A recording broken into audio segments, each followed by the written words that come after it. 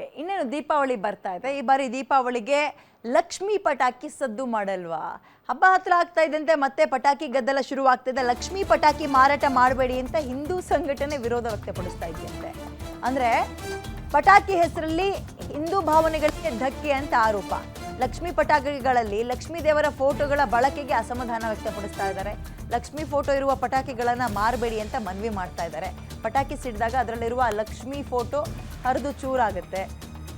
ಇಷ್ಟೇ ಅಲ್ಲ, ಕೆಳಗೆ ಬಿದ್ದಿರೋ ಫೋಟೋವನ್ನ ಜನ ತುಳಿದಾಡ್ಕೊಂಡು ಓಡಾಡ್ತಾರೆ. ಇದರಿಂದ ನಮಗೆ ನಮ್ಮ ದೇವರಿಗೆ ನಾವೇ ಮಾಡಿದಂತಹ ಅಪಮಾನ ಅವಮಾನ ಅಂತ ದೂರು ಕೊಟ್ಟಿದ್ದಾರೆ. ಈಗಾಗಲೇ ಈ ಬಗ್ಗೆ ರಾಜ್ಯ ಪೊಲೀಸ್ ಮಹಾನಿರ್ದೇಶಕರಿಗೆ ಮನವಿ ಕೂಡ ಹೋಗಿದೆ.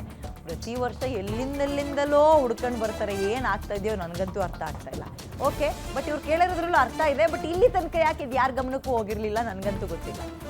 ಯಾಕಂದರೆ ಲಕ್ಷ್ಮೀ ಪಟಾಕಿ ಅನ್ನೋ ಹೆಸರು ಇವತ್ತು ನೆನ್ನೆದಲ್ಲ ಅಲ್ವಾ? ಆಮೇಲೆ ಅವ್ರು ಹೇಳ್ತಾ ಇರೋದು ನಿಜ. ಲಕ್ಷ್ಮೀ ಪಟಾಕಿ ರ್ಯಾಪರ್ಗೆ ಲಕ್ಷ್ಮಿಯ ಫೋಟೋವನ್ನು ಹಾಕಿರ್ತಾರೆ. ಅದು ಬ್ಲಾಸ್ಟ್ ಆದಾಗ ಹರಿದೋಗುತ್ತೆ, ಕೆಳಗೆ ಬಿದ್ದಿರುತ್ತೆ, ತುಳ್ಕೊಂಡು ಓಡಾಡ್ತಾರೆ. ಬಟ್ ಇಲ್ಲಿ ತನಕ ಏನು ಮಾಡ್ತಾ ಇದ್ರಿ? ಒಂದ್ಸಲ ಹಲಾಲ್ ಕಟ್ಟು, ಜಟ್ಕಾ ಕಟ್ಟು. ಈ ಸಲ ದೀಪಾವಳಿಗೆ ಲಕ್ಷ್ಮೀ ಪಟಾಕಿ.